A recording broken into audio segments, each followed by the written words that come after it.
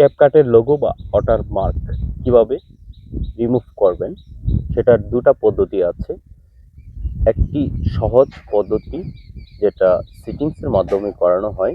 ওই সেটিংসটা যদি একবার অফ করে দেন তাহলে আপনার আর বারবার আপনাকে রিমুভ করতে হবে না। আমি আপনাদের দুটি সহজ পদ্ধতি আজকে দেখাবো কিভাবে রিমুভ করবেন।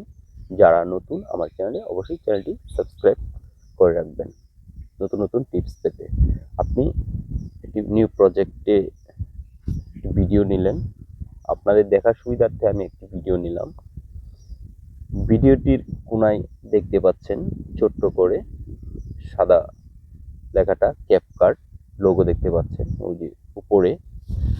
সেটাকে আপনি কিভাবে ডিলিট করবেন বা রিমুভ করবেন এটাই আপনাদের দেখাবো। আর সে পর্যন্ত সাথে থাকুন। আর দুটি উপায়ে রিমুভ করা যায় সেটাও দেখাবো। ক্লিক করার পর দেখতে পাচ্ছেন ভিজিবল আর হিডেন। এটা লোগো সরানো যায় উপরে নিচে দেখতে পাচ্ছেন, লেফট সাইড, রাইট সাইড, আপার সাইড, উপরে নিচে। আর আপনি যদি হিডেনে চাপ দেন তাহলে আপনার এটি মুছে যাবে, আপনার এখানে থাকবে না। এটা হচ্ছে একটি পদ্ধতি। তারপর আপনি এক্সপোর্ট করলেন এইচডি কোয়ালিটিতে। সর্বনিম্ন এইচডি কোয়ালিটিতে আপনারা ভিডিওটি এক্সপোর্ট করবেন। এই যে করা হলো, এক্সপোর্ট করা হচ্ছে, লোগো থাকবে না। আর আরেকটা যে সহজ পদ্ধতি, এটা সেটিংসের মাধ্যমে, সেটা আমি এখন দেখাবো। এই সেটিংসটা করলে আপনার বারবার আর নিউ প্রজেক্টে ভিডিও নিয়ে আসলেও বারবার আপনাকে মুছতে হবে না। সেটিংসটা করে রাখবেন, সহজ একদম।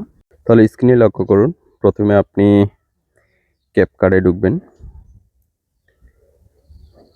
ক্যাপকাটে ঢুকলে এই বিজ্ঞাপনগুলি আসে, এটি ক্রস করে দিবেন।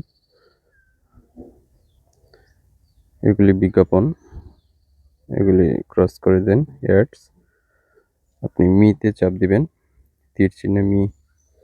তারপর আপনি উপরে সেটিংসে যাওয়ার পর আপনি দেখবেন অ্যাড ডিফল্ট এন্ডিং। তারপর কিপ না রেখে ডিসকার্ড করলে আপনার এটা অফ হয়ে যাবে। তাহলে আপনার বারবার ভিডিও করার সময় আর আসবে না ক্যাপকাট লোগোটি। এই দুটো সহজ পদ্ধতি আপনার কোনটা ভালো লেগেছে অবশ্যই কমেন্টে জানাবেন। Thanks for watching. আর নতুন হয়ে থাকলে প্লিজ সাবস্ক্রাইব নাও।